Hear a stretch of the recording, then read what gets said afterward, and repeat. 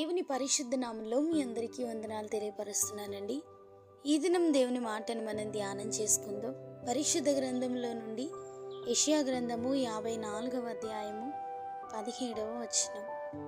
నీకు విరోధముగా రూపింపబడిన ఏ ఆయుధమును వర్ధిల్లదు. హల్లెలూయా. దేవుని పిల్లల విషయమై దేవుడు అద్భుతాలు ఆశ్చర్యాలు జరిగించుటకు సిద్ధంగా ఉండే దేవుడండి. దేవుని యందు భయభక్తులు కలిగిన వారందరి జీవితాలలో వారికి విరోధముగా వ్యక్తులు లేచిన ఆయుధాలు సిద్ధపరిచిన వాటన్నిటినీ దేవుడు కొట్టివేసి దేవుని పిల్లలను ఆయన తప్పించినట్లు వాక్యం సెలవిస్తుంది.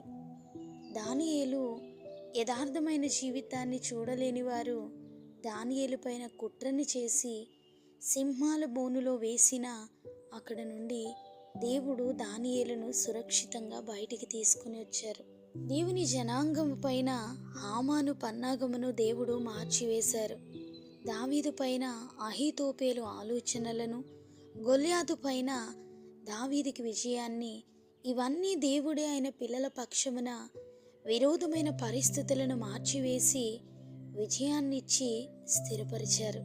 భక్తుల జీవితాలలో దేవుని కార్యం ఆత్మీయ జీవితంలో మనకెంతో ధైర్యాన్ని ఇస్తాయి. మనము దేవునితో నడిచే అనుభవం కలిగి ఉంటే మనకు విరోధముగా ఏది లేచినా ఆయన అణచివేసే దేవుడు. ఇశ్రాయేలీలకు విరోధంగా లేచినటువంటి గొల్యాతును దావీదు ద్వారా దేవుడు హతమార్చి వేసినట్లు నమ్మకంగా ఆత్మీయ జీవితంలో దేవుని యందు శ్రద్ధ కలిగి జీవిస్తున్న మనకు ఏది విరోధముగా లేచినా ఆయన తప్పించగలరు, మనల్ని బలపరచగలరు. చాలాసార్లు ఈ ఆత్మీయ జీవితంలో మనము పనిచేసే చోట్ల, మన గృహాలలో ఎక్కడైనా మనకు విరోధంగా వినబడుతున్నటువంటి మాటలు కానివ్వండి, ప్రయోగాలు కానివ్వండి, మన విషయంలో చేస్తున్నటువంటి పన్నాగాలు కానివ్వండి, వాటన్నిటిని బట్టి మనం భయపడతాం. సహజంగా మనుషులకు కలిగే భయం అందరికీ ఉంటుంది.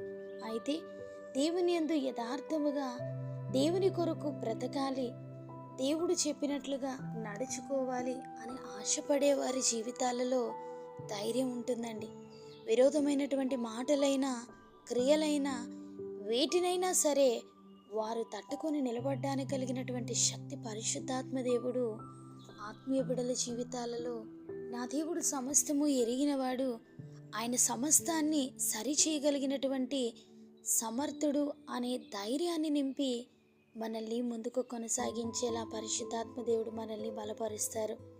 మనకు కానివ్వండి, మన కుటుంబీకులకు కానివ్వండి, ఏది జరగాలని వ్యతిరేకమైన పన్నాగాలైనా, వ్యతిరేకమైనటువంటి మాటలైనా, ఎలాంటివైనా మనకు నష్టం కలిగించే పరిస్థితులైనా దేవుని సన్నిధిలో మనము నమ్మకంగా కొనసాగించబడితే అన్నిటినీ చూస్తున్న దేవుడు ఖచ్చితంగా మనకు విడుదలనిస్తారు.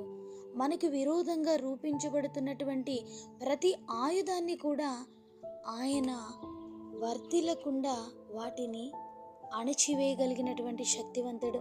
ఈ దినాన దేవుడు మనకిస్తున్న ఈ మాటని ద్వారా మనము భయపడకుండా దేవుని సన్నిధిలో ఉన్న మనం దేవుని కొరకు జీవించాలి అనే ఆశ కలిగినటువంటి మనము దేవుని కట్టడలను బట్టి ముందుకు నడవాలని ఆశ కలిగినటువంటి మన జీవితాలలో విరోధమైనవి ఎన్ని లేచినా ఆయన వాటన్నిటినీ కూడా అణచివేయగలరు.